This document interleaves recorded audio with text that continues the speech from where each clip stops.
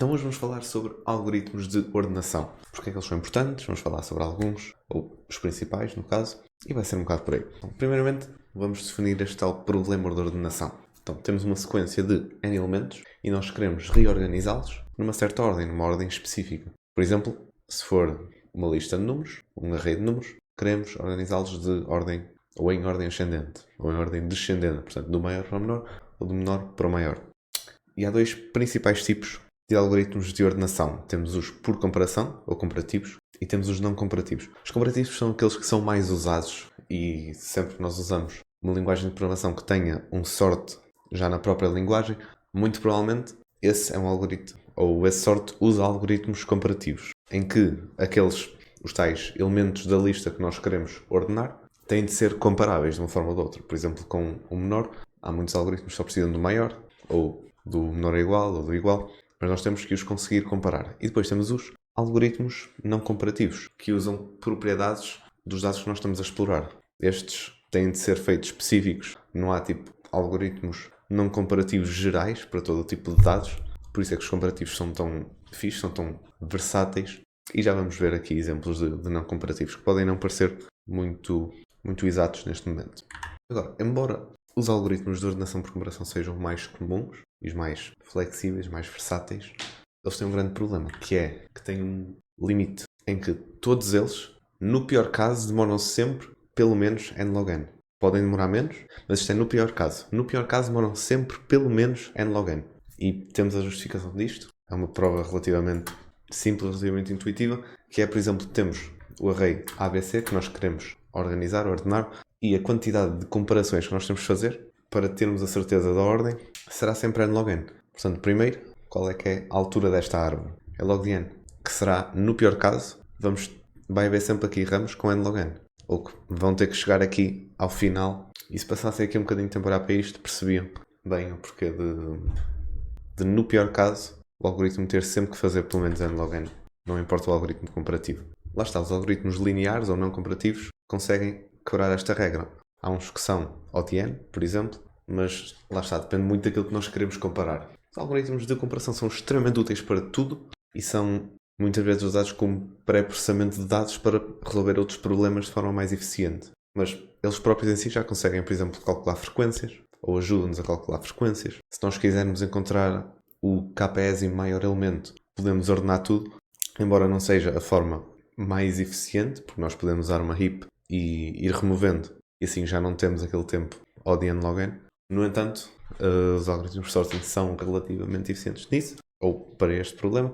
Quando queremos fazer, por exemplo, a união e interseção de conjuntos, quando queremos detectar anagramas, termos tudo organizado é muito mais interessante, torna tudo muito mais fácil. Depois, nos algoritmos de sorting, há uma propriedade que é a chamada estabilidade, em que se um algoritmo é estável, ele preserva a ordem dos elementos com chaves iguais. E neste exemplo aqui, é bastante simples de perceber. Por exemplo, temos Ana, Betty e Carla, sendo que a Ana tem 20 e nós vamos ordenar por este número aqui. Vamos imaginar que este aqui é, por exemplo, um par de valores e este aqui é o segundo elemento. Portanto, Ana 20, Betty 30 e a Carla 20. Num algoritmo estável, a ordem teria de ser sempre Ana 20, Carla 20, Betty 30. Enquanto que num instável, o algoritmo podia colocar, por exemplo, Carla 20, Ana 20 e a seguir o Betty. Mas lá está, podia estar ou não. Enquanto que nós aqui no estável mantemos a ordem inicial nos elementos que têm chaves iguais. Neste caso, a chave é aquilo que está a ser comparado. Que neste caso seria o 20 com 20. Se as pessoas têm chaves iguais, têm que manter a ordem do input. Então vamos ao nosso primeiro algoritmo. Primeiro temos o selection sort, em que a ideia é encontrar sempre o mínimo, ou o máximo, também podemos fazer com o máximo, depende daquilo que nós quisermos fazer, mas normalmente encontramos sempre o mínimo da parte não ordenada e trocamos-lo com a primeira posição disponível. Vamos fazer aqui um diagrama. Portanto, vamos dizer que temos que ordenar esta lista aqui, 5, 7, 2, 1. No selection sort, o nosso primeiro passo seria dividir isto em parte ordenada e parte desordenada. Neste caso, está tudo desordenado, eu vou colocar tudo, sei lá, vermelho, por exemplo, para dizer que está desordenado. Posso colocar estes mais juntos também um bocadinho. Então, aquilo que nós fazemos é olhar para a parte desordenada, isto aqui é uma operação ODN, porque nós vamos ter que olhar para todos, vamos ver o mínimo. Este é o mais pequeno, podemos ter, por exemplo, sei lá, um min igual a qualquer coisa, e depois vamos dizer que o mínimo é igual ao primeiro, por exemplo, e depois vemos todos a seguir se algum deles é mínimo, e trocamos e eventualmente chegamos ao mínimo. Portanto, neste caso, o mínimo destes desordenados todos é o 1. Então aquilo que nós fazemos é, pegamos aqui no 1, movemos-lo para a esquerda. Eu no caso, em vez de mover, eu vou só mover os números. E eu posso ou trocá-los assim, posso fazer assim, se eu quiser, e assim o 1 passava a estar ordenado. Ou posso simplesmente criar uma nova array, por exemplo, movê-lo para aqui para a esquerda e passar todos para a direita um bocado. A implementação que nós vamos ver a seguir está feita assim, portanto eles trocam. Depois, próximo passo, outra vez, ver a parte desordenada, 7, 2, 5, qual é que é o mínimo, é o 2. Então aquilo que eu faço é, no próximo elemento, ou o primeiro elemento desordenado, eu troco com ele, portanto este passa a ser o 2, este passa a ser o 7, e este passa a estar ordenado. Agora o próximo, 2, 7, 2, 5, qual é que é o mínimo, é o 5, eu troco o 5 com o primeiro elemento desordenado, neste caso é o 7, 5, 7, 5 passa a estar ordenado, e agora eu até já nem preciso ir ao último, porque eu sei que o último vai estar necessariamente ordenado, e por isso acabamos. Este é um algoritmo que tem uma complexidade θ de n ao quadrado, ele não consegue sair mais cedo, não é ao de n ao quadrado, e mesmo que esteja já ordenada, continua a ser θ de n ao quadrado. Por isso é um algoritmo que tem sempre esta eficiência. E pá, é um dos, eu acho que até é o pior que nós vamos ver hoje, se não me engano.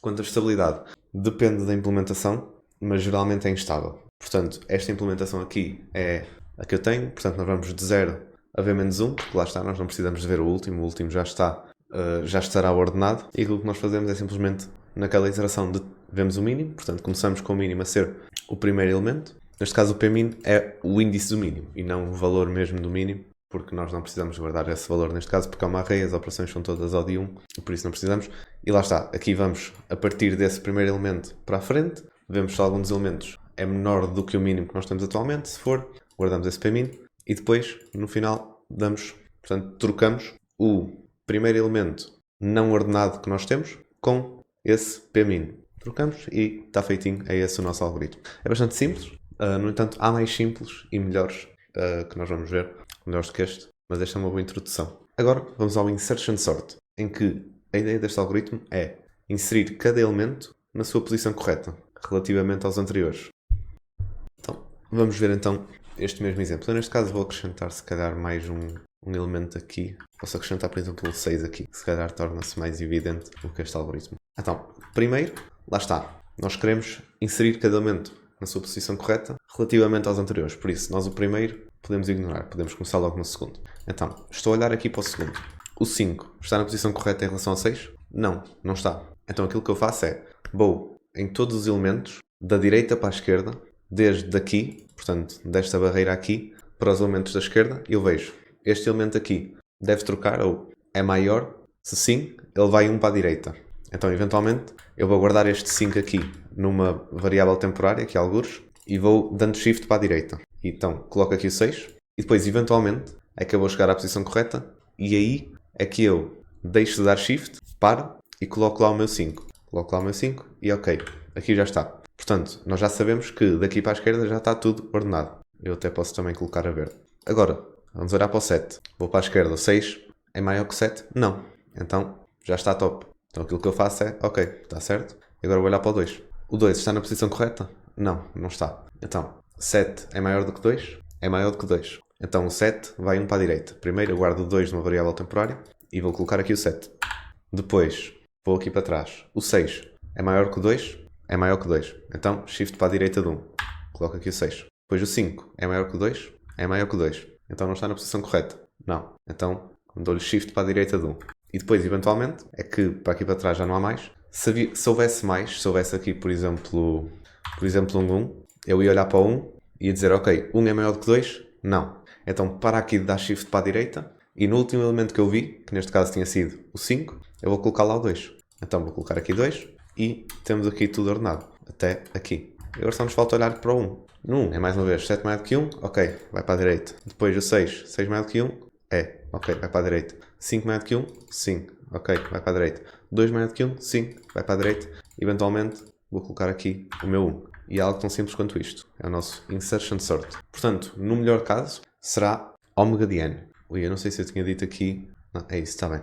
No melhor caso será ômega de n, que é, ok, já está ordenado. No entanto, nós vamos ter na mesma de, ok, este é maior do que trás, nunca vai ser maior do que trás, porque já vai estar ordenado, vai ter que ser na mesma ômega de n. Portanto, o mínimo de operações vai ser sempre n na mesma. O pior caso é na mesma ao d n ao quadrado. Portanto, este algoritmo não é muito mais eficiente do que o selection sort. No entanto, pelo menos às vezes, pelo menos quando já está ordenado ou minimamente ordenado, ele consegue ser um bocadinho mais rápido. Quanto à estabilidade, este é um algoritmo estável. Ele vai manter as posições daqueles que têm as mesmas keys e é bastante bom para arrays, lá está, pequenos ou quase ordenados. Aqui temos o código, é bastante simples mais uma vez. Neste caso, em vez de passarmos o último à frente, passamos o primeiro à frente. Por isso começamos logo no 1 e aquilo que nós fazemos é guardamos, lá está, numa variável temporária aquele elemento que nós estamos a ver, vamos a todos os que estão atrás, ou no caso começamos no elemento k mesmo e vemos se o elemento anterior, que é o elemento j-1, é maior do que a nossa variável temporária que nós guardamos, que é aquele atual. Enquanto for, e enquanto o j for maior do que 0, porque nós não queremos andar aqui com índices inválidos, aquilo que é feito, lá está, aqui está tudo num for, mas podia ser este for com um if lá dentro para ficar um bocado mais simples, mas assim já é bastante simples. Então isto é basicamente, enquanto isto é verdade, nós vamos dando shift para a direita, tal como tinha mostrado, e eventualmente, quando este for der break, ou acabar as iterações, ou isto deixar de ser verdade, vamos guardar lá o nosso valor temporário naquele j final. E é isso. Agora vamos a um que é se calhar o mais simples, que é o bubble sort, em que nós percorremos o vetor e vamos vendo todos os pares e vamos trocando os elementos adjacentes se estiverem fora de ordem. Ao longo das iterações, o maior elemento vai indo sempre para o fim. Por isso, no fim da primeira grande iteração, o maior elemento já estará no último ou no final. Por isso, num exercício em que nós queremos, por exemplo, top x elementos, se calhar em vez de darmos sort a tudo, podemos usar o bubble sort e executar só aquelas x vezes e teremos os maiores elementos. Vamos ver aqui um exemplo. Eu posso usar na mesma este aqui. Portanto, agora o bubble sort. Então, o que nós fazemos é, olhamos para estes dois elementos. Estão ordenados? Não, não estão. Então trocamos-los. 5 e 6. E agora olhamos para estes dois. 6 e 7 estão ordenados? Estão. Então, deixamos-los estar. Vamos à próxima iteração. Olhamos para o 7 e o 2. Estão ordenados? Não. Então trocamos. Passamos a ter aqui o 2 e aqui o 7. E agora olhamos para os últimos dois. 7 e 1 estão ordenados? Não. Então trocamos. 1 e 7. E isto é uma iteração. Portanto, nós temos que fazer isto tudo e se nós não tivermos que fazer nenhuma troca, nós eventualmente vamos fazer esta iteração toda e não vamos ter que fazer nenhuma troca. Aí é quando sabemos que o array está ordenado e já não precisamos fazer mais nada. Então, aquilo que eu queria dizer com o maior elemento flutua é, por exemplo, este 7 que estava aqui no meio. Ele acabou por, no fim desta primeira iteração, passou logo para o último. Portanto, este já está ordenado. Este é, portanto, um algoritmo incremental, digamos assim. Que nós vamos ordenando gradualmente mais e mais o nosso array.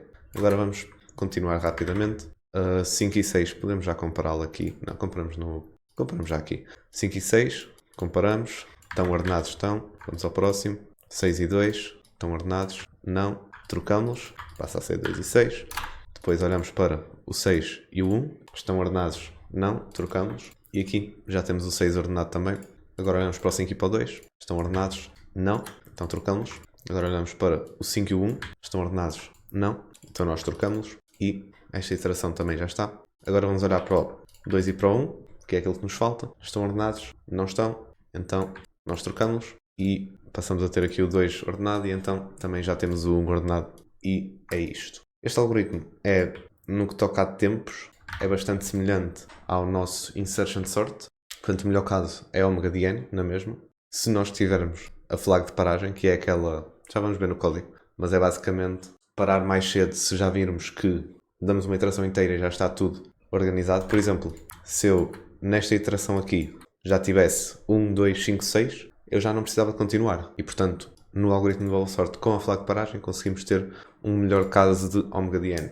E o pior caso é na mesma ao de n ao quadrado. E este é um algoritmo estável também.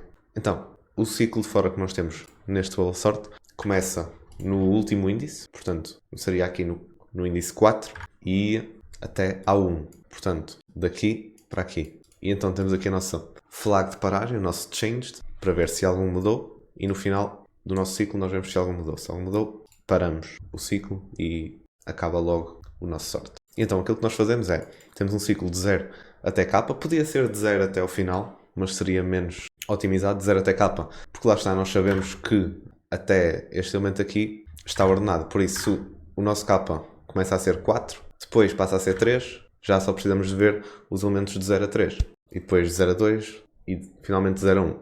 Por isso é que aqui também está k maior do que 1, que é para não ver o 0 a 0, que não faz sentido. Seria uma iteração desperdiçada, que nem entrava aqui no for. E então, é simplesmente isso. Fazemos se o elemento da frente for menor do que o elemento de trás, está desorganizado, então nós damos swap e mudamos aqui a nossa variável change para true, que é, ok, nesta iteração algo mudou. E é basicamente isto o código, é bastante simples também.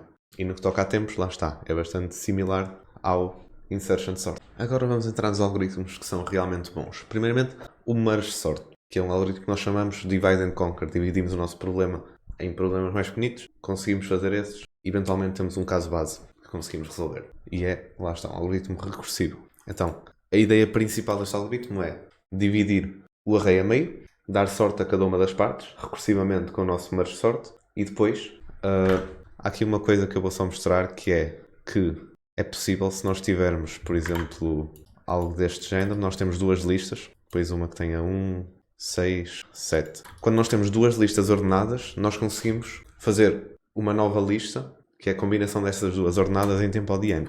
Era basicamente só termos um apontador para cada uma das primeiras posições. Então aquilo que eu faço é, isto aqui, qual destes é menor? 1 é menor.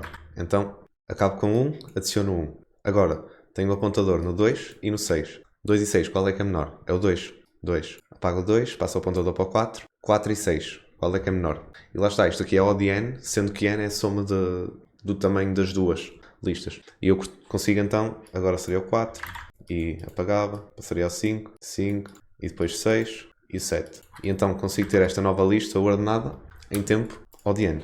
E o merge sort usa então isso. Vamos continuar a perceber o algoritmo. Então, nós dividimos o array a meio, ordenamos cada uma das partes, e depois temos duas arrays ordenadas. O que é que vamos fazer? Vamos dar merge em tempo linear, em tempo O de n. E fazemos isso, e está feitinho. Então, basicamente, aquilo que nós fazemos no merge sort é, olhamos para isto tudo, dividimos em dois. Então, vamos dividir na parte da direita e na parte da esquerda. E agora, recursivamente, fazemos isto, outra vez. Agora vou dividir estes, e passamos a ter algo deste género.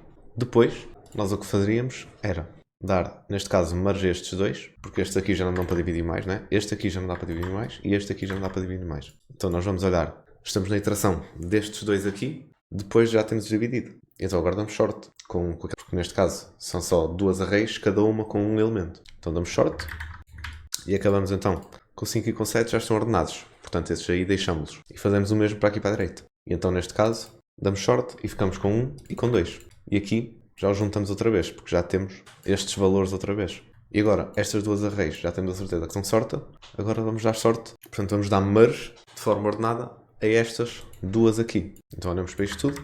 Neste caso adicionamos primeiro, é mais uma vez agora o algoritmo de sorte. Portanto, olhamos para aqui e para aqui. Qual é que é o menor? É o 1. Depois cortamos este. Olhamos para aqui e para aqui. Qual é que é o menor? É o 2. Depois cortamos este e depois passamos a ter só um apontador e adicionamos o 5 e o 7. Por isso, neste caso, acabamos com eles simplesmente sorted logo, assim.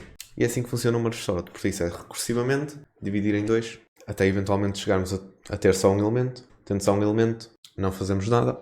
E depois de darmos sort recursivamente, damos simplesmente merge. E é isso. Portanto, no que toca à complexidade, este é o primeiro algoritmo que é genuinamente bom, aceitável.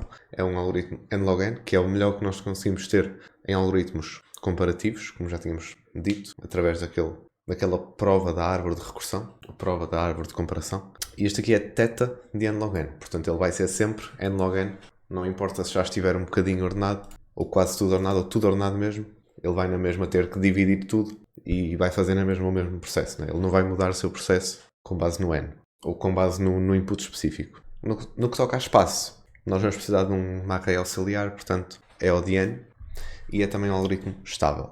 A recorrência é que simplesmente o tempo de n vai ser igual a, portanto, dividimos a array em 2 e resolvemos para cada um deles. Por isso é 2 vezes o tempo que demora a lidar com metade do input. Por isso 2 vezes o tempo de n sobre 2 mais o tempo de dar merge. O tempo de dar merge é, portanto, o algoritmo que nós já vimos, é simplesmente θ de n, vai demorar sempre n. Portanto, no que toca ao código, nós vamos ter que ter duas funções. Vamos ter que ter uma de merge, que é aquela que simplesmente dá merge. Então temos o nosso vetor v, temos a nossa esquerda, o nosso meio, que é aquilo que vai dividir da esquerda para a direita, e depois temos o nosso fim da direita, e lá está, aquilo que é feito é simplesmente ter um apontador i, um apontador j, o i começa na esquerda, o j começa no meio, e eles vão andando para a frente, lá está, com base no if e no else, e precisamos também, lá está, deste vetor temporário, para a função de merge. E neste caso está a ser passado por referência no merge sort, que é para usarmos sempre o mesmo vetor temporário, porque não vale a pena estarmos a criar novos, só precisamos de um. E é simplesmente para conseguirmos guardar os valores enquanto estamos a construir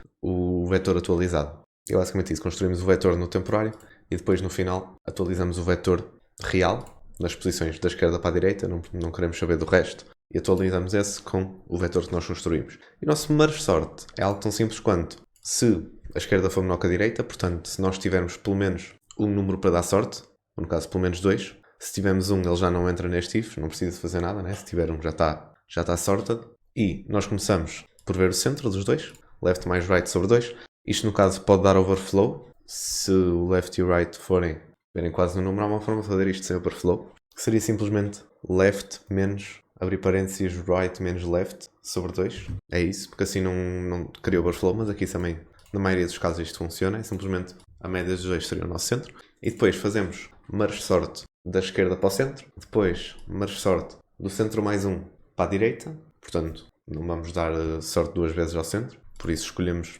ou na esquerda ou na direita para dar sorte ao centro, e depois damos merge. Portanto, o nosso mid é o nosso centro mais um, é o início da array da direita, em que nós então passamos ao merge o nosso vetor, o temporário que nós queiramos, passamos à esquerda, o centro mais um, que é o início do array da direita, e o array da direita. E é assim, o nosso algoritmo é também bastante simples. Vamos a um algoritmo já bastante bom, que é aquele que é muitas vezes utilizado nas próprias linguagens de programação, no sort para a definição, que é o quicksort, em que a ideia é nós escolhemos um certo ponto, um pivot, e particionamos a array e colocamos os menores do que esse pivot à esquerda e os maiores do que esse pivot à direita. E ordenamos recursivamente. O quicksort eu acho que é mesmo melhor se virmos esta visualização. Então, temos esta array desordenada. Vamos escolher um pivot. Normalmente os pivots, esta escolha do pivot é extremamente importante. Se nós escolhermos o elemento mais pequeno sempre, ou o elemento maior sempre, este vai ser um algoritmo muito mau. Vai ter tempo de ODN ao quadrado. No entanto, se tivermos uma boa escolha de pivot, neste caso escolhemos por exemplo o 7. Vamos ver o que é que acontecia. Este vídeo aqui está um bocadinho rápido. Escolhemos por exemplo o 7. Então, nós vamos ter que agora colocar todos os números que são menores do que 7 à esquerda do 7, todos os que são maiores do que 7 à direita do 7. Então é isso que está a ser feito agora. Nós por enquanto ainda não queremos saber da ordem. Isto está feito. Então agora temos todos os que são menor do que 7 à esquerda, todos os que são maior do que 7 à direita. Agora, paramos aqui, não é? O nosso 7 está no sítio certo. O nosso 7 de certeza que o seu sítio vai ser ali, na array final. Agora vamos olhar aqui para a esquerda e vamos escolher um pivot. Outro pivot. Neste caso, escolhemos, por exemplo, o 2. A estratégia de escolher pivot pode ser aleatória, que muitas vezes é uma boa estratégia, escolher aleatoriamente, mas há outras estratégias, especialmente se nós soubermos mais ou menos a distribuição de valores da nossa array, podemos escolher melhor os pivots, mas neste caso vamos escolher, por exemplo, o 2 aqui para a esquerda. Escolhemos o 2, primeira coisa que vamos fazer, lá está, todos os que são menores do que 2, para a esquerda do 2 e os que são maiores para a direita. Portanto, neste caso a única coisa que tinha que ser era o 2 vir para aqui. À esquerda temos o 1, à direita temos o 3, 4, 5 e 6. E agora vamos aqui recursivamente. Portanto, o da esquerda já só tem um elemento, já está ordenado, por isso acaba logo. Já sabemos que o 2 e que o 1 estão no sítio certo. Já sabemos também que o 7 está no sítio certo. Agora, estamos a ver o 2, vamos ter que agora ver a da direita. Escolhemos aqui um pivot. Neste caso escolhemos o 6, por exemplo, que foi uma má escolha. Mas lá está, às vezes vão acontecer escolhas más. Escolhemos o 6. Já sabemos então que o 6 também está correto porque não temos nenhum à direita. E então agora vamos ver a esquerda. Escolhemos por exemplo o 3. Também está correto. E agora escolhemos por exemplo o 4. Não está no sítio certo. Trocamos. E está feitinho. E o 5 também está feitinho. Agora vamos aqui à direita. Vamos escolher um pivot. Escolhemos por exemplo o 8. Que foi uma má escolha. Mas também acontece. Agora vamos escolher outro. Neste caso o 11 por exemplo. Troca aqui. E troca aqui, 12 à direita é maior do que o 11, à esquerda todos são menores, ok? E fazemos isto até acabarmos o nosso sorte. Então este é um algoritmo em que o caso médio é O de n log n, que já é melhor do que o nosso θ de n log n. No entanto, lá está, no pior caso, se escolhemos sempre o mínimo ou sempre o máximo, vai demorar O de n ao quadrado. Portanto, a nossa escolha do pivot, lá está, se for aleatória, vamos conseguir que o nosso algoritmo seja O de n log n, caso médio. Lá está. Porque nós não podemos, sendo uma escolha aleatória, não há muito bem como prever. Às vezes pode calhar pior, outras vezes pode calhar melhor. No que toca a espaço, precisamos só de O log de n, que é simplesmente o espaço da stack de recursão. No último algoritmo, no merge sort, também precisávamos daquele log n, só que lá está, aqui temos n, por isso seria n mais log de n. Quem é que tem precedência, digamos, quem é que é mais importante, é o n. Por isso não estava lá isso. No que toca a estabilidade, no entanto, este é um algoritmo instável. Também há versões do Quicksort que são estáveis, no entanto requerem muitas vezes memória a mais. E esta versão aqui que eu vou mostrar agora, que é in place, portanto não tem nenhuma array extra, esta aqui é instável. Então, para esta implementação precisamos também de uma função extra. No merge sort precisamos de uma função que desse merge. Nesta aqui precisamos de uma que particiona. Então, que pega no nosso vetor, pega no low e no high. Inicialmente o low e o high vai ser o 0 e o último elemento, ou o índice do último elemento. E que, portanto, escolhe para lá um e que particiona a array e coloca todos os que estão abaixo desse para a esquerda, todos os que estão acima desse para a direita. Então o que nós fazemos neste caso é simplesmente o pivot. Não escolhemos um aleatório, podemos escolher um aleatório, e aí seria o chamado Randomized Quick Search. Randomized Quick Sort, não Quick Search. Mas neste caso escolhemos simplesmente o pivot do meio, e portanto aqui isto está assim mais uma vez para não termos overflow. Portanto escolhemos o elemento do meio e estamos recursivamente, no caso não recursivamente, mas estamos a tentar vezes e vezes e vezes e vezes a trocar elementos da esquerda à direita, da esquerda à direita. E também do nosso... Portanto, isto também inclui o nosso pivot. Nós não temos aqui nada que prevente de trocar o pivot, porque nós também vamos ter de trocar o nosso pivot, porque muitas das vezes os elementos à esquerda não é exatamente o mesmo número do que os que deviam estar. Eu agora já posso mover a minha câmera para aqui outra vez. Portanto, este código é um bocado esquisito, mas se olharem para ele, se pensarem, durante um bocado chegam lá. E depois nós estamos a fazer o quê? Quando já tivermos tudo particionado, nós temos que dar return ao J, que é para, depois do nosso quicksort, o J o que é? É a posição final do nosso pivot. A inicial nós sabíamos que era ali a metade, mas depois ele pode estar mais à frente, pode estar mais atrás, dependendo da organização, dependendo de quantos havia maiores do que ele ou menores do que ele. E portanto, nós damos return nesse índice, e depois nós no quicksort temos mais uma vez uma condição inicial muito semelhante ao quicksort, ao merge sort, se o low for menor que o high, e então nós particionamos do low para o high, guardamos o índice do pivot final, e depois damos quicksort do low ao pivot, e depois damos quicksort pivot mais um até ao high. Portanto, este quicksort aqui é extremamente semelhante ao merge sort. Extremamente semelhante. Só que nós aqui primeiro particionamos, enquanto que nós no merge damos merge no final. Por isso lá está, são duas funções diferentes recursivas para ordenar uma array. Agora vamos entrar nos algoritmos não comparativos. Portanto, vamos começar com o counting sort, em que nós simplesmente contamos a frequência de cada elemento e depois simplesmente calculamos a posição final com essas somas que nós fomos acumulando. Lá está, este algoritmo não é geral, não dá para todo tipo de dados. Tem um requisito muito importante que é que os dados têm que estar num certo intervalo. Neste caso vamos fazer com inteiros, por isso vamos precisar que os inteiros estejam no intervalo, por exemplo, de 0 a k. Vai ser assim que vai ser feito o exemplo aqui. Mas lá está, os dados têm que estar num intervalo. Porque ao fim e ao cabo nós vamos ter uma array para guardar aquilo tudo, para guardar as somas, e nós não temos espaço para guardar uma array com 4 bilhões ou 4 mil milhões de endereços diferentes, de coisas diferentes. Lá está, por exemplo, se o k for... Se nós estivermos a guardar notas, por exemplo, notas inteiras de 0 a 20, o counting sort é muito eficiente, porque a sua complexidade é θ de n mais k, que é extremamente eficiente. Lá está, isto bate o melhor algoritmo comparativo, que é n log n. Isto bate se o k for pequeno. Lá está. E o problema é mesmo aqui esta questão do espaço ser O de k. Se tivermos um k muito grande, vamos ter que guardar uma array com, lá está, k elementos, normalmente. Por isso, no que toca à estabilidade, ele é estável se implementado com cuidado. Neste caso, ele é estável, o exemplo que eu vou mostrar. Então, aquilo que nós fazemos é... Então, primeiro criamos um vetor para guardar todos os valores de 0 a k. Por isso é que tem aqui k mais 1, porque é os valores de 0 a k. Portanto, se for de 0 a 20, nós vamos ter que guardar 21 valores diferentes, 21 somas diferentes, e estamos a preenchê-los todos com 0. Porquê é que eu disse assim? Estamos a preenchê-los todos com 0. Portanto, a este ponto, o que é que nós temos? Se for, por exemplo, de 0 a 20, temos um vetor com 21 elementos, todos a 0. Depois, nós vamos... Esta aqui é a parte O de n, ou θ de n, neste caso, em que nós vamos por todos os elementos da array original e incrementamos 1 na contagem desse número. Por isso, se nós tivéssemos... Por exemplo, se estivéssemos a analisar este, se tivéssemos aqui a array toda com, por exemplo, 0, 0, 0, 0, 0, eu estava aqui a ler, ok, primeiramente 1, então eu vou aqui ao meu espaço de índice 1, adiciono aqui, depois vou ao 2, vi um 2, acrescento aqui 1, depois vamos dizer que eu tinha aqui outro 2, eu ia aqui ao espaço 2 outra vez e acrescentava 1, por isso passava a ser 2. Estamos a fazer isto, só isto. Agora vamos ter um passo que é para manter a estabilidade. Então o que vamos fazer é... Eu acho que é mais vale fazer este exemplo. E então, ia pelo array, ok, encontrei um 1. Então, 1 para aqui, depois 2, ok, 1. Depois 3, acrescento para aqui 1, depois encontro outro 2, aqui 2. Então, o que eu vou fazer é começar aqui no primeiro, no caso no segundo, no índice 1. Porquê? Porque eu preciso ter um anterior para somar. Neste caso o anterior é 0. Nós não tínhamos aqui nenhum 0. E aquilo que eu vou fazer é, a este 1 vou somar o anterior. Neste caso fica 1, na mesma. Depois a este 2 vou somar o 1. Por isso aqui fica 3. Depois a este 1 vou somar este 3. Por isso fica 4. E agora já temos este vetor das contagens de forma diferente. Já vamos perceber porque é que o queremos assim. Agora vamos criar simplesmente um res, que é tipo o resultado. E aquilo que nós vamos fazer é, da direita para a esquerda, isto é mais uma vez para manter a estabilidade. Isto podia ser feito de outra forma, muito mais simples, se nós não quiséssemos saber do algoritmo ser estável. Neste caso queremos manter a estabilidade, por isso vamos da direita para a esquerda.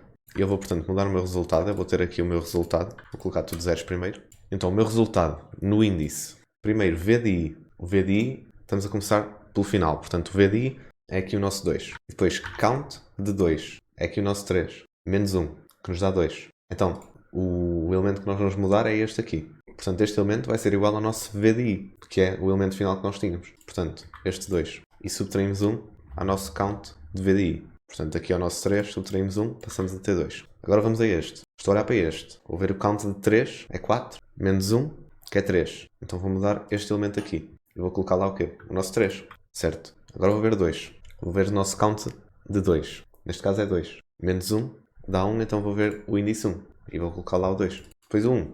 E aqui faltava-me só subtrair 1 aqui e aqui. Depois o nosso 1. Vou ver o count de 1, que é 1, menos 1, que nos dá 0. E vou mudar aqui. Portanto, lá está. Este algoritmo não é trivial. Não sei se consegui explicar bem. Mas se nós quiséssemos fazer um algoritmo destes sem ser estável, é muito simples. Podíamos fazer no final com 2 ciclos simplesmente. E era na mesma ODN mais K. Teríamos simplesmente um ciclo por aqui pelos K. E depois simplesmente iterávamos aquela contagem de vezes e acrescentávamos ao final. Que seria a forma mais simples. Se nós não quiséssemos que ele fosse estável. Mas lá está. É possível que ele seja estável. É ver esta implementação aqui, em que nós temos que usar estas, digamos, prefix sums e depois ir atualizando-as. Esta array aqui o que continha era, ou seria no final, portanto, estes valores que, se nós formos a ver, são, ignorando aqui o primeiro, porque o primeiro não interessa, isto podia ser literalmente qualquer valor, podia ser, por exemplo, menos 1, só para não nos chatear. O 0 é o valor do 1 e é o primeiro o índice do primeiro 1. Depois o 1 é o índice do primeiro 2. Depois o 3 é o índice do primeiro 3. Isto seria o final ao nós usarmos esta técnica aqui, das prefix sums. Agora vamos ao radix sort. Portanto, aqui a ideia é ordenar números, processando-os dígito a dígito. E é geralmente da direita para a esquerda, portanto, do menos significativo para o mais significativo. E tem de utilizar um algoritmo estável, portanto, aqui é que importa o nosso counting sort ser estável para cada dígito, porque se não fosse estável, nós íamos perder a ordenação ao longo das iterações e não é isso que nós queremos. Este algoritmo também, lá está, tem este requisito de ser só para números, com um certo número de dígitos, mas tem a complexidade também bastante boa, que é θ de d, que é o número de dígitos, vezes n mais k, que é o nosso tempo do counting sort. Sendo lá está, o nosso k neste caso seria 9, porque é de 0 até 9, se nós estivermos a contar na base 10, e o nosso d seria o número de dígitos. Se nós quisermos, por exemplo, ordenar números com 3 dígitos, o d seria 3. E então nós temos aqui o nosso counting sort, temos o vetor que nós queremos ordenar e o certo expoente que nós queremos ordenar, por isso nós só queremos ordenar um certo valorzito, por isso este expoente pode ser 1, pode ser 10, pode ser 100 e é simplesmente um selecionador do dígito que nós queremos ordenar. Aqui vamos criar na mesma o nosso vetor de saída e é simplesmente o algoritmo que nós já vimos, é bastante similar. Lá está, aqui temos que andar sempre a fazer módulo 10 e a dividir pelo expoente porque nós queremos só dar sorte àquele número ali, àquele dígito ali, ou por aquele dígito ali. No entanto, isto continua a ser, primeiramente, guardar aqui as contagens, depois fazer aqui o prefix sum, depois escrever realmente o final. E é isso. Depois o nosso radix sort, aquilo que faz é simplesmente, primeiro temos de ver o valor máximo, e aqui simplesmente vemos o valor máximo, que é para nós sabermos, portanto, o expoente máximo que nós temos que utilizar, e depois temos um expoente, começamos a 1, vamos multiplicando sempre por 10, e enquanto esta divisão do valor máximo pelo expoente for maior do que 1, ou for maior do que 0, porque é maior do que 0, porque estamos a ver, lá está, aqui a divisão inteira. Então, na verdade, nós queremos que ele seja maior do que 1, só que aqui colocamos 0, porque se ele for 0.9, por exemplo, quer dizer que o nosso valor máximo já é menor do que o nosso expoente e por isso queremos acabar. É basicamente isso. E depois fazemos counting sort simplesmente no vetor pelo expoente. E temos que começar pelo expoente 0 pela direita, que é para termos a ordem certa, porque senão estávamos a dar prioridade aos da direita. Se nós começássemos pela esquerda, estamos a dar prioridade aos da direita. Como começamos pelos da direita, estamos a dar prioridade aos da esquerda. Agora vamos a um resumozinho, muito rápido. Então, primeiramente, o selection sort. No melhor, no médio e no pior caso, são todos θ de n ao quadrado. Lá está, este algoritmo nunca vai ser mais rápido ou mais lento, dependendo do input, e também não é estável. Usa só o de 1 de espaço extra. Depois, o insertion sort. Este aqui já consegue ter, no melhor caso, um tempo de ômega n, que já é melhorzito. No entanto, o médio e o pior caso são o de n ao quadrado, não é mesmo? No entanto, na maioria dos casos ele é estável e usa também o de 1 de espaço extra. Depois o bubble sort é, no que toca a estas propriedades todas, é exatamente igual ao insertion sort. Depois o merge sort é, em todos os casos, θ de n log n. É mais um daqueles que não interessa se o array já vem meio ordenado ou não. Ele vai demorar sempre θ de n log n.